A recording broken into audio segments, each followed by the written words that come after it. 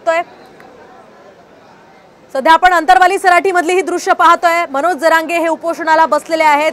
साधारणतः एवढ्या 3 ते 4 महिन्यांमध्ये त्यांचे हे चौथं उपोषण आहे आणि या चौथ्या उपोषणाच्या पार्श्वभूमीवर त्यांना खरं तर अजित पवार गटाचे काही आमदार सुद्धा भेटायला आले होते आणि आता या उपोषणासंदर्भात जरांगेंनी परखड भूमिका मांडलेली आहे।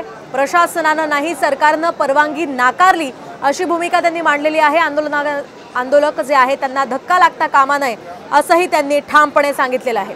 आताची ही महत्त्वाची अपडेट आपण पाहतोय। तहसीलदारांचं एक पथक जरांगेंच्या भेटीला गेलेलं आहे। त्यांचे मनधरणी करण्याचे हे प्रयत्न सध्या प्रशासनाकडून केले जात आहेत। परवानगी नसताना सुद्धा खरं तर जरांगे हे उपोषणाला बसलेले आहेत आणि त्या सगळ्या पार्श्वभूमीवर आता या ठिकाणी प्रशासनाच्या हालचाली सुरू आहेत। सध्या तहसीलदारांचं एक पथक जरांगेंच्या भेटीसाठी आलेलं आहे आणि कागदोपत्री ज्या काही कार्यवाह्या आहेत त्या केल्या जात आहेत। आपण पाहतोय सकाळपासूनच जरांगे हे 10 वाजल्यापासून उपोषणाला बसलेले आहेत। सगळे सोऱ्यांच्या अध्यादेशाची मागणी त्यांची मुख्य आहे आणि या मागणीसाठी जरांगे उपोषण करतात।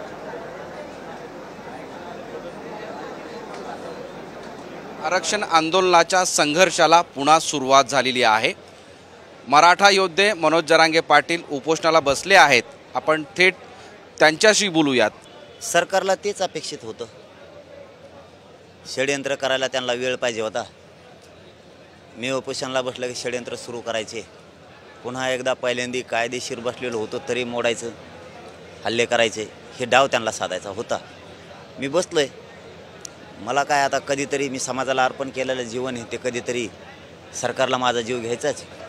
त्याच्यामुळे मी बलिदान द्यायला तयार आहे। बसलोय पण आरक्षण घेतल्याशिवाय मी काही इमानदारी ऐकू शकत नाही गाड्या।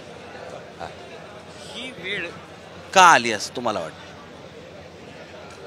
काय झालंय सरकारला मराठ्यांविषयी हेच कळायला तयार नाही। काय द्वेष आहे एवढा हेच कळायला तयार नाही। काय तुमचं मराठ्यांनी घोडं मारलेलं आहे हेच कळायला तयार नाही आम्हाला। पण आता मात्र आम्ही एक आहेत आणि ते सिद्धही झालंय।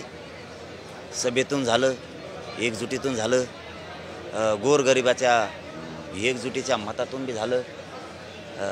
आता मात्र एक, आता जिंकू आम्ही। मोहम्मद इरफानचा माधव सावरगावे, साम टीव्ही, छत्रपती संभाजीनगर।